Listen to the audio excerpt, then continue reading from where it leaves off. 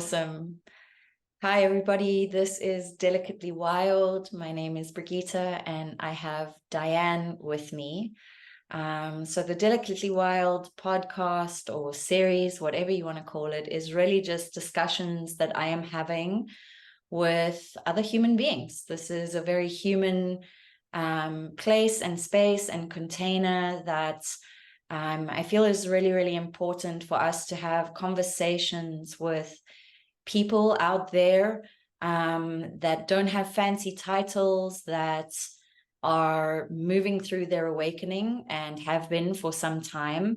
And yes, people that you may not see online that have taken the attention, big names, things like that. These are just human beings who are light workers, light warriors, or at least trying their best to be so, with the circumstances that they have on their soul path, within their soul contracts on this planet. A lot of these people have done mushroom ceremony work with me and breath work with me.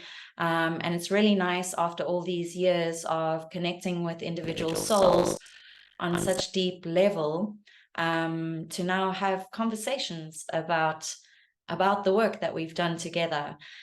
So I welcome you, Dianne, to Delicately Wild. And as the name says, it's, this ascension process, this awakening process is delicate and it's fucking wild. So I've known Dianne for quite some time now. How many years is it? About at least 6 years. 6 years. Yeah, 6 years. Yeah, I've known Dianne for 6 years. And we've actually spoken about doing an interview for quite some time now.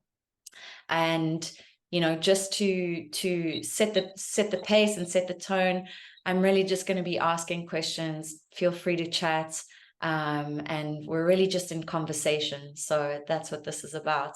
So Dianne, if you want to kind of jump in there and let everybody know how you first found me, or you can kind of flip it on its, flip it around and how you began your awakening cycle, because usually those two processes are quite interlinked. People meeting me and their awakening is kind of happening at the same time. Yeah, definitely. I would say kind of at the same time, because my awakening, I was looking right now in my diary. It was the 21st of March, and then I was scheduled with you for the 1st of May. Okay. And yeah, before that, I'd been keeping my journals, 5 years of journals. I asked, who am I? And that is when I was gifted with, that book. And then, and then you were put right in my path after I discovered I needed a soul retrieval. Yes. And then, how was I going to get a shaman? How was I going to find a medicine woman? And it literally fell, into place in Facebook. It just appeared everywhere for me. Was it on Facebook? It actually came to me on Facebook, believe it or not. Okay. I don't know if you were on Facebook at the time, but that's I was. It was part of my strategy. Although people may think, oh, that's, these days everybody is on social media, but back then, this was like 9 years ago from my journey, none of this was really out in the open, and it was part of my strategy to not be in fear and to be like, no, this is what I'm doing and this is how I get to people, right? This is what people are using. This was 9 years ago. So there's obviously big teachings that we learn through social media, where we sometimes want to pull away, and we really have to ask ourselves if it's in integrity and alignment to be on these platforms. But back then it was very much my strategy to be like, no, this is where people are, and I don't want to be in a fear space and hide behind corners and, like, like a dealer on the side of the road, just like, psst, hey, psst, do you want to come to this event? So so Facebook, okay, cool, interesting, yeah. And back then it was called the Sacred Gaia Gatherings, right? Correct, yeah, we had the Sacred Gaia Gatherings, yeah, and I came with my son, Justin. Yes. Yeah. And you were also reading a book at the time. Awaken the inner shaman. That is the Yes. one I used to activate all my genetics and my DNA to activate the full blueprint. And I'd also made a partnership. I'd reached a partnership with my higher self. It was going to come up later when we had our Reiki session. You told me that my partnership had been blessed, and that's the partnership that was actually being referred to at the time. So yeah, that was definitely my awakening. And then yeah, the other things that happened, the miracle healing. Yes. So tell Yeah. us about that miracle healing. And just to kind of guide you here a bit, Dianne, like obviously in this space, like you have every right to not go into gnarly details that are very sensitive to you and that are very personal to you, but just to give like the meaty bits, you've mentioned miracle healing, so everybody's like, oh, okay, cool, what kind of, so you came into the ceremony with broken ribs, if I recall, Yeah, right? Yeah. a month later. It was a month later. So what happened is, okay, the ribs were broken. I didn't realize at the time that the back had also been broken. And the C curve is missing on my spine. I don't have a C curve. So I actually draw disability now on the state, you know. But yeah, at the time when it happened, because I'd awakened so suddenly, and all of a sudden I understood everything. I knew what Ascension was, I'd been gifted with, and I'd gone from being this depressed person that was basically in hell to all of a sudden I'm this beautiful person, I'm settled, I'm serene. Obviously, the person that I was with wasn't mind that. And that is how the accident happened. But when I went to the hospital, which I needed to do, I realized I had to do it because my daughter first rubbed on me. The one day she was rubbing cream on me, and the next day she said, oh, but it's out. And I realized, wait a minute, on the back of my mind, I'm healing too fast. If I don't get to the hospital, it's going to be healed. How am I going to get proof to get the restraining order, you know? So I went there. And I'm autistic as well, which I didn't know at the time. We know that now, thanks to the mushrooms and all the healing I've done. So I walked into the hospital and I said, look, I've got a couple of broken ribs. I want an x-ray. I thought I'm going to be out in half an hour, go back to the store, carry on with my day. I mean, I was literally walking around, which is also impossible, you know, to see why I might with some attention. So yeah. And then 16 hours later, when the bone doctor finally arrived and they sent me for the x-rays, they didn't believe a word I was saying because according to all their tests and everything they do, I wasn't in pain. They actually couldn't conceive it. So they pushed me into the x-ray room and they wouldn't even help me off the bed, actually. I had to hobble off the bed and they put me in front of the x-ray machine.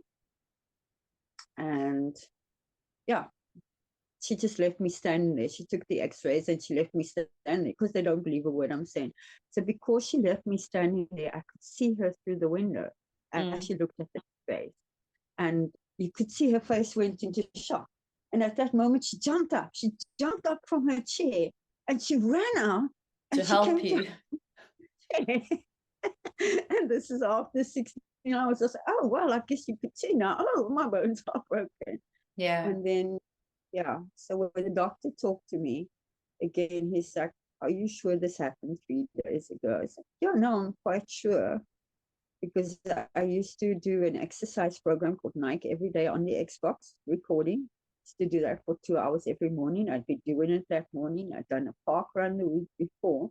So I was definitely sure this is 3 days ago. And it's like, he kept asking, it's like, well, what's happening? You know, what's wrong now? I'm curious.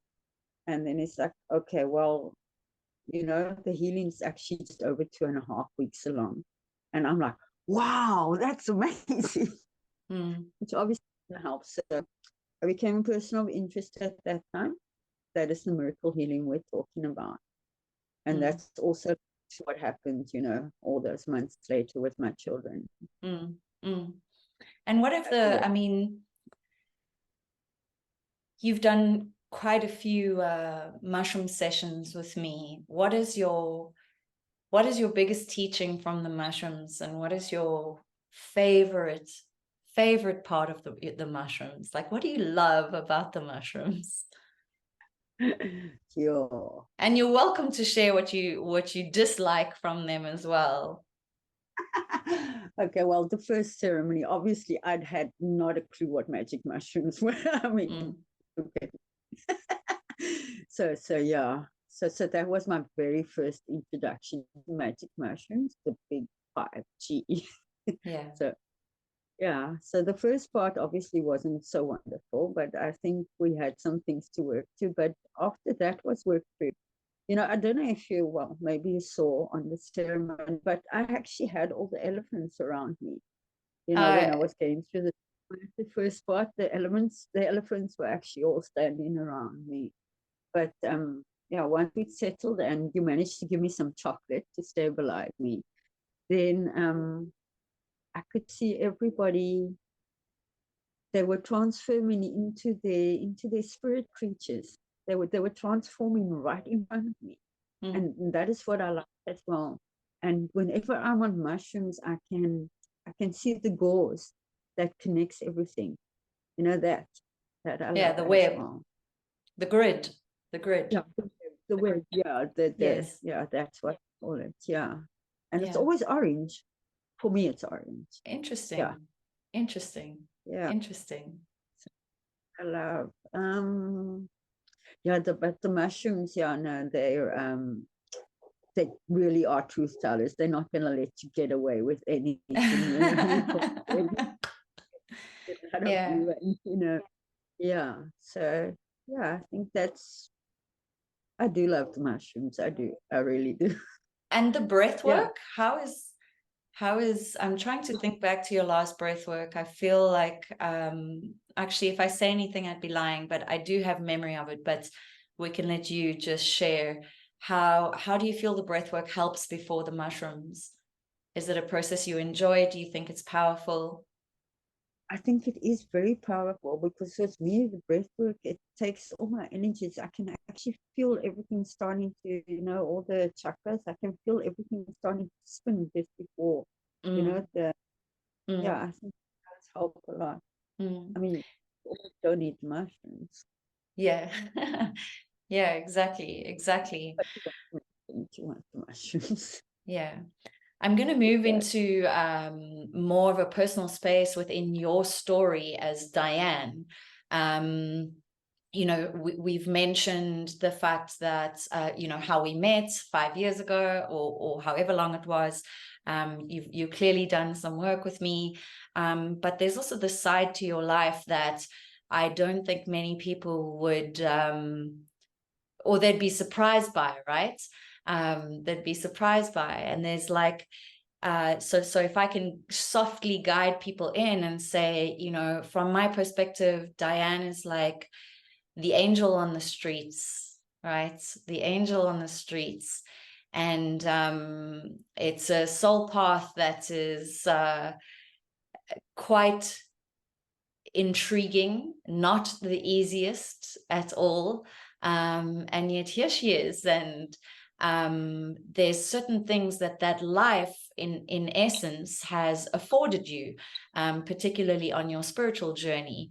So if you want to go a little bit into that, I'd appreciate it. And also just to speak quite clearly, because sometimes the sound is just shifting a little bit. So yeah.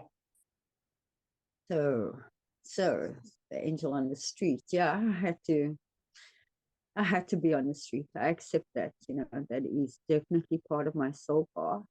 And I guess the biggest work I do is on the parking lot where I am and in the shelters where I live. It's a lot of energy that needs transmuting, I would say.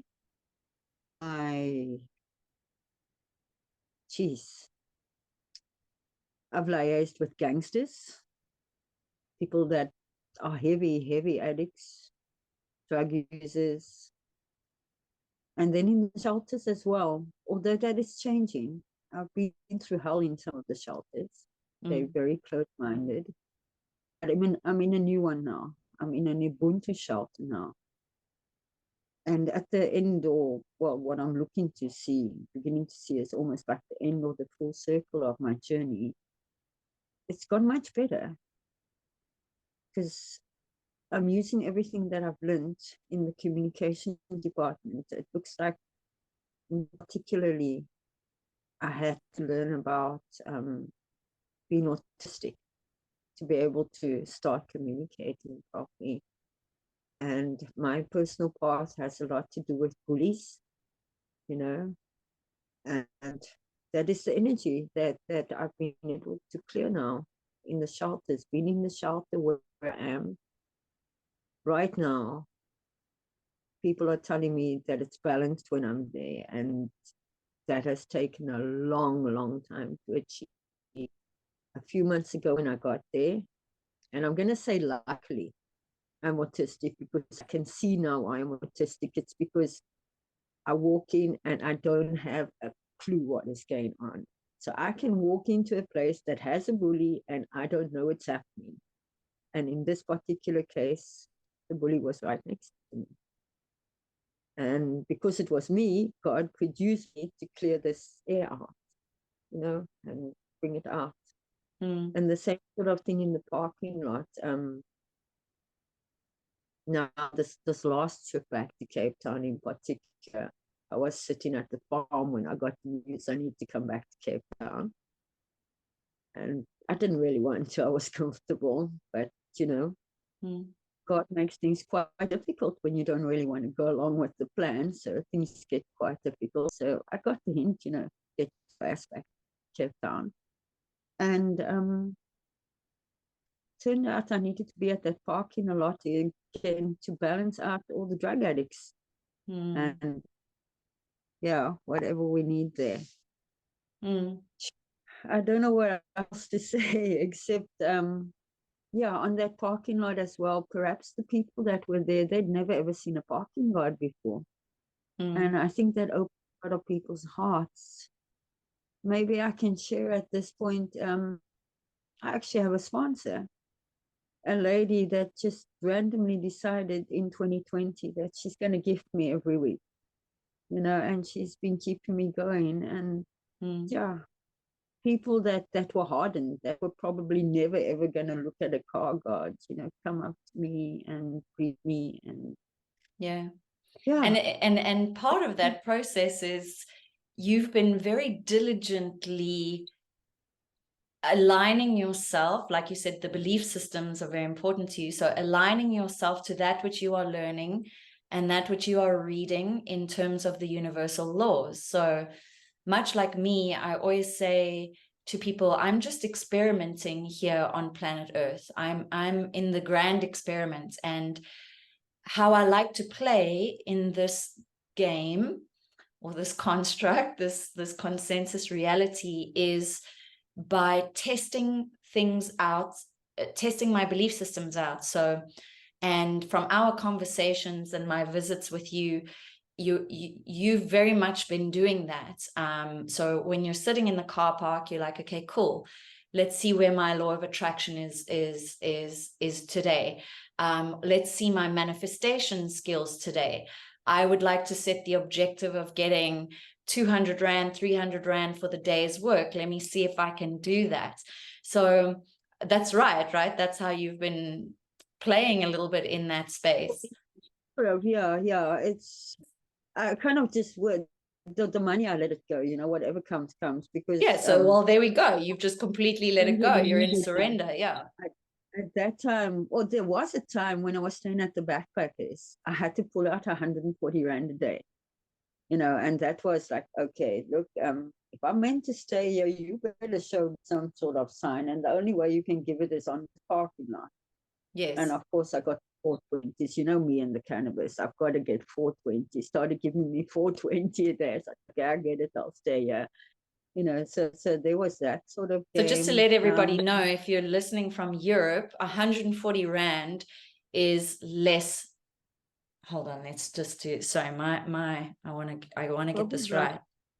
Dollars or something. Give me a sec. Yeah, it's not even €1, guys. It's not even €1 we're talking about. It's not even €1, but it's like, yeah, this is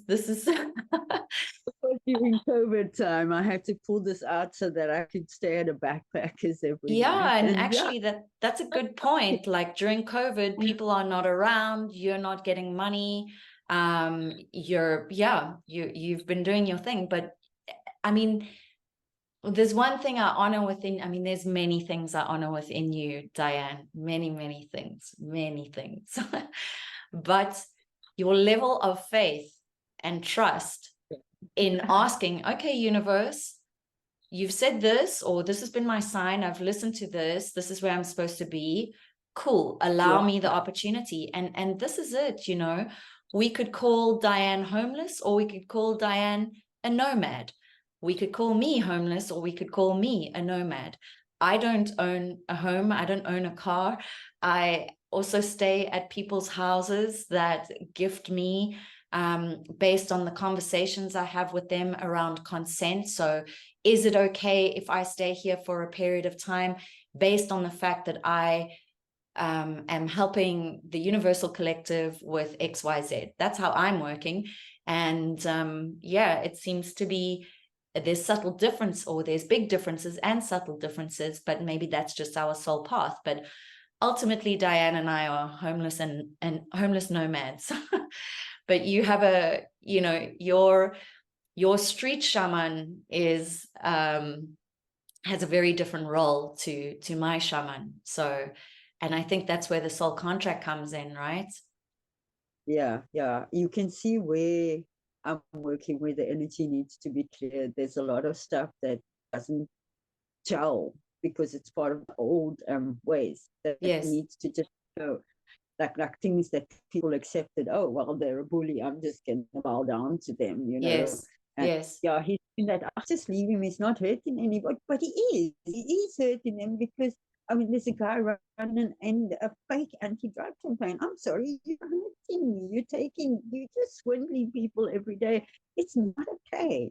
yeah. And it seemed that it needed somebody that absolutely decided, no, it's not okay. Yeah. And also, this is a question. So with regards to, like, let's say you're going to a shelter, and they've already, you've stated, you've shared with us that they say when you are there, things feel balanced. It feels like you, besides the energy work that you do there, you also have a role in guiding the staff or team that are there. I don't know how big these teams are, if they are even teams, or are they paid staff? Yeah. But my point is, these kind of staff are probably not paid well, and maybe they don't have the expertise to actually assist. It's just like everybody's running on a treadmill, and I feel like you play quite a role there in going, maybe you can do this in a different way and this in a different way. And have you thought of maybe vegetarian meals? Because you know, yeah, because Yeah. you know, you're Dianne's vegetarian, and the food that you got, you can chat to us about that. Yeah, no, we definitely don't get vegetarian. I am at a Ubuntu shelter right now. They Is are this doing Ubuntu halal. Shelter through Michael Tellinger, or it just happens to be called Ubuntu Shelter? No, they're calling it an Ubuntu shelter. It is run by the government right now. Okay. Um, it's because it is free of charge, but it Yes. is one of the nicest ones in Cape. Look, I had to trust when I came back in Cape Town that I'd end up by a shelter close to that parking lot where I was needed, and this Yes. is where I ended up by this particular one. And they are actually really trying. They give Mm. us this free for at least 6 months. They've given us electricity. The hot showers were put in 2 weeks before I arrived there, I must tell you. There wasn't Wow. showers before 2 weeks. I had to dig on the farm. Do you know I had to dig silt out of the dam on the farm so we could have water? Wow. You know, just I got back to Cape Town. So there was my blessing. Yeah. So I Nice. was cool. Nice. Yeah. So I do, as you said, it seems that I am playing a role, but not like I'm going in there and discussing Yeah, with yeah, them. yeah. It's just It's just subtly, like, just making comments or energies that are there, like the thing with the bully. I was actually terminated from the shelter that day. The bully was put out, but I was put out as well because all the people that do drugs with the bully decided to say that I hit her first. And anybody that knows me knows I will not hit the person, never mind first. So you can have to be very rough with me before I raise my hand or do it up that way. So I got myself a day's grace. I walked out of the shelter that day and I said, excuse me, God, I don't think this is how it goes this time. You know, I did the thing with the bully, but I'm pretty sure that the bully's supposed to leave and I get to stay this time. I think it's supposed to be the opposite of the rest of my life. So I bought a day's grace. I went back to the shelter. Security didn't want to let me in. I said, no, you let me in. I've made arrangements. And the next morning, I spoke to the managers. I went in and I said, no, I'm not leaving. I said, you're going to go in and speak to those girls, because the girl, ironically, the girl that saw everything that happened and could prove my innocence, her name is Innocent. Her name is Innocent, you get it? Yes, of course. He insisted that the managers come in and speak to her because she was crying, because she saw tears in my eyes. I said, what am I going to do? I'm being chucked out with a bully. It's just how I reacted. What happens when you don't have a shelter for the night, Dianne? Do you just sleep on the streets, or? In my particular case, I would have been able to afford to go to a backpackers, but yes, people just, you're outside, you're on the street, you take your chances. And do you have When a special... Do you have like a special spot you go to? The reason I ask this is it's a very weird, like if you are out on the streets, or let's call it nature or whatever. I've never been in that position. Okay, beautiful.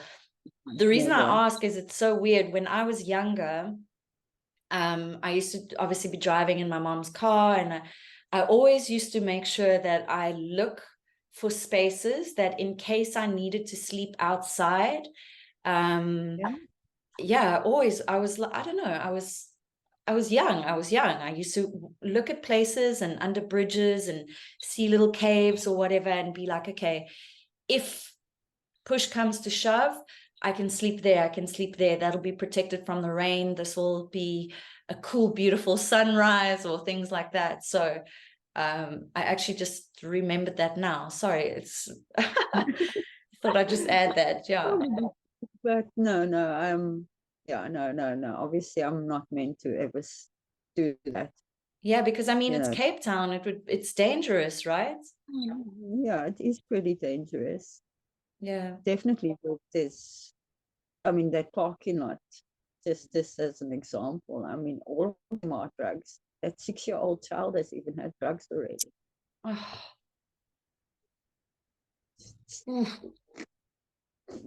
And this is like tick or this crocodile, or what is it? When I got back to Cape Town, somebody had given her data and mixed with weed. Because when I took my joint, she asked me for a puff. And I was like, sorry, what? And I expressed, like, give her a puff, give her a puff. She's told, come on. Yeah. And I gave her a puff, and then it was still, like really nice weed from the farm. And she's like, give another one. I said, and then she Shame, it's all they have. It's all they have. It says, excuse me, Kurisia, how long have you been smoking, my child? And she's like, no, you're the first one. I said, okay, I'll tell you what, if you want another puff, you're going to tell me the truth. Yeah. Yeah. And then over the next couple of weeks, does your heart break? Does your heart break like from an empathic point, or a space of compassion, or is it like you've got used to it, you're desensitized? No, I'm not desensitized to this. I'm sorry, but there's the woman called Kafaya took these street kids, gave them dachau with cigarettes, and then put them in front of porn videos so that they all know what sex is and what to do. Who's this woman? Just another street woman, or is she like a madame, or what one would call a madame? Yeah, I don't know what she is, but this is what this little child is telling me as I'm having conversations with her. Oh, shame. And I've got to, try and not overreact to what she's saying. I can't give anything, because do they allow you in their personal space? Like, do they allow you to give them a hug or anything? she loves me. This particular child loves me. And they do, they come to me. That child loves me. The other street kids will come to me as well. But yeah, sitting or something like that. And then some of the conversations we'd have, like when she was younger, like 3.5, 4 years old, she'd sit next to me and, well, let's play that you're going to come sleep by me tonight. And she's like, okay, so they went down your place, okay? They went down your place, and now you're coming to me, and yeah, no, I'm going to give you a place to stay. You can sleep by me tonight, you know? And they do with each other. If they don't want somebody, they just burn the place down. Yeah. And this is kind of a child, you know? So, yeah, I feel that is one of the reasons I'm back in Cape Town, that particular child. But it could be anything. It could be because the bully needed to go out of the shelter. It could be because I had to fight with the gangsters recently. And yes, we were fighting. We've just settled it now. What Okay, would you I'm down say to, what would you say is your battery dying? I know I'm down to 93 megs of data. I was on I got a 500 meg package for the day. Should we close up soon?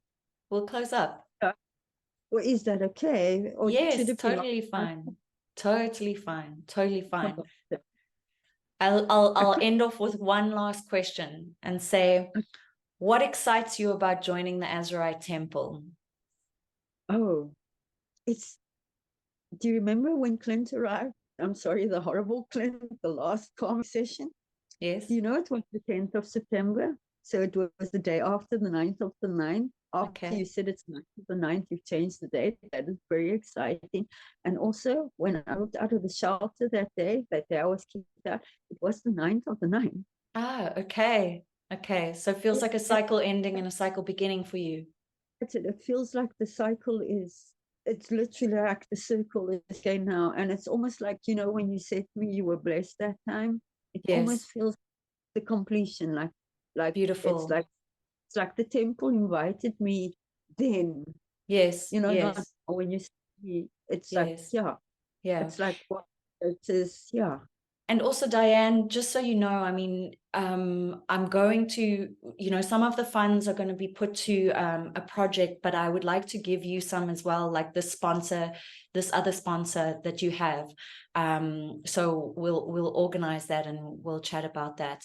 But I don't want to take up all of your data. Dianne, I love you. I'm so excited for you to be on the group. Thank you for all you do. Thank you. I love you. Oh, Dianne, thank you. Mwah. Ciao, my angel. Keep up your good, beautiful work. Woohoo! See you on the 9th. Love you. Yeah, see you. Love you.